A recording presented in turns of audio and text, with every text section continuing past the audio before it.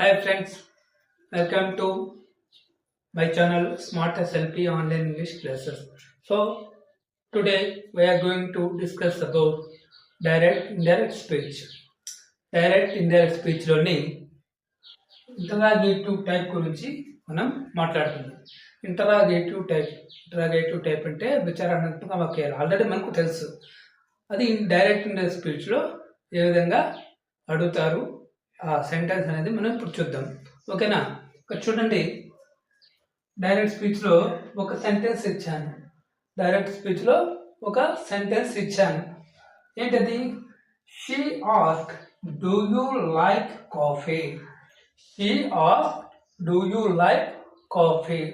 అంటే ఇది ఈ సెంటెన్స్ ఇంటరాగేటివ్ టైప్లో ఉంది. అంటే దీన్ని yes or no type questions అని కూడా వినొచ్చు. Yes or no type questions అని కూడా అనొచ్చు.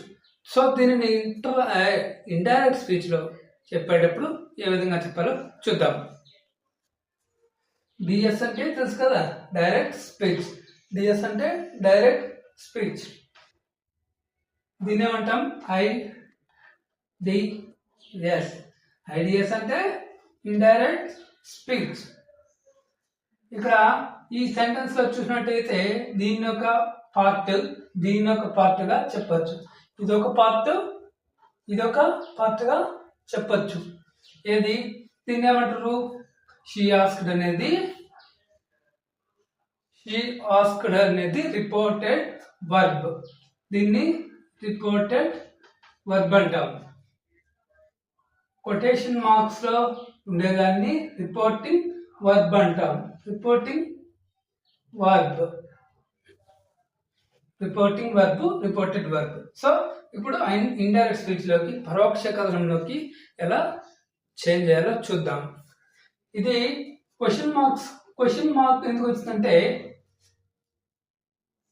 క్వశ్చన్ చేయడం కదా, ఇంటరాగేట్ చేయడం.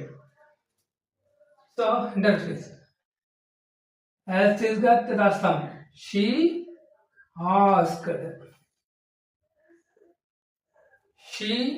ఆస్క్డ్ క్వశ్చన్ మార్క్ కాబట్టి ఇఫ్ అనేది యాడ్ అవుతుంది. ఇఫ్ అనే క్లాస్ యాడ్ అవ్వాలి. ఇఫ్ యు అనేది కాస్త ఐ అవుతుంది. I liked coffee. అర్థమైందా? She asked